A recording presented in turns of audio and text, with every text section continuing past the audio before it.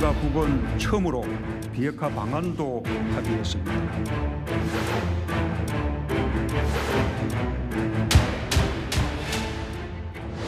전 세계에 대한민국 군사력 순위가 6위인 것도 맞죠. 이러면 매우 압도적으로 북한을 제압할 수 있는 거 아닙니까? 이런데도 계속 제압, 억압 이런 쪽으로 가야 됩니까?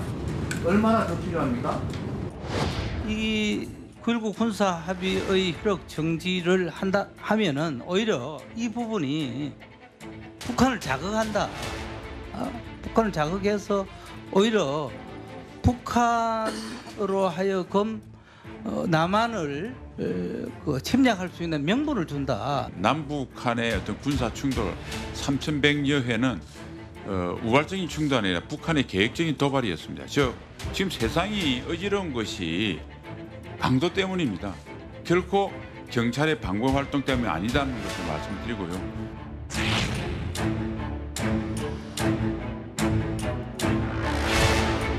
비행 금지구역 설정에 대한 효력 정지를 결정하였고, 이러한 NSC의 결정은 국무회의에서 의결되었습니다. 이에 따라 우리 정부는 오늘 15시부로 9.19 군사합의 1조 3항을 효력 정지하기로 하였습니다. 책임은 전적으로 북한 정권에 있으며 북한이 예상보다 빨리 어젯밤에 군사 정찰 위성을 쏘았고 이게 아마 성공한 듯 보입니다. 조금 전 오후 3시부터 우리 정부는 9.19 군사합의 일부 효력을 정지하기로 결정했습니다. 제가 좀 준비한 시간보다 많이 지나서 핵심 내용만 짚어볼게요. 소정수 국장님. 네. 이제 앞으로 오후 3시부터 이렇게 되면 우리도 좀 그 비무장지대에서 정찰 탐지가 효과적으로 가능해지는 겁니까?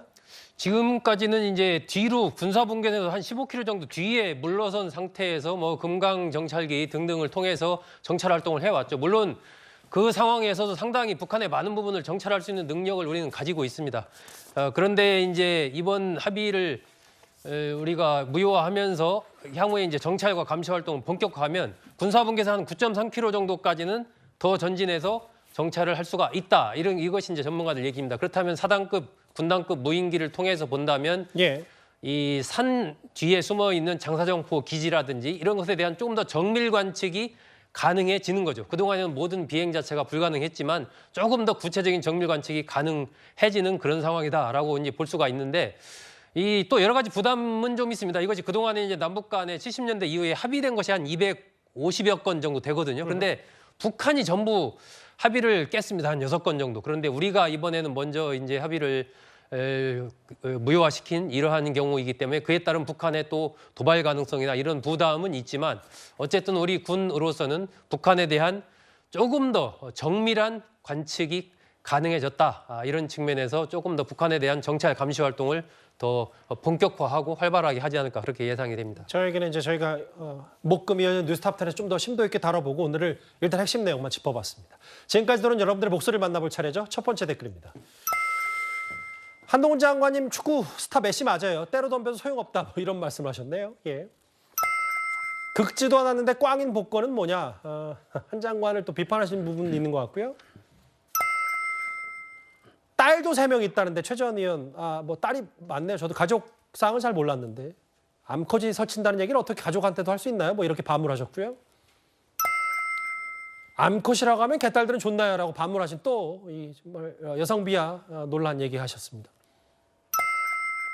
찰스 3세가 한국말을 했다. 영국 국왕과의 이제 만찬 윤 대통령 얘기까지 댓글 오늘 4개만 만나봤습니다.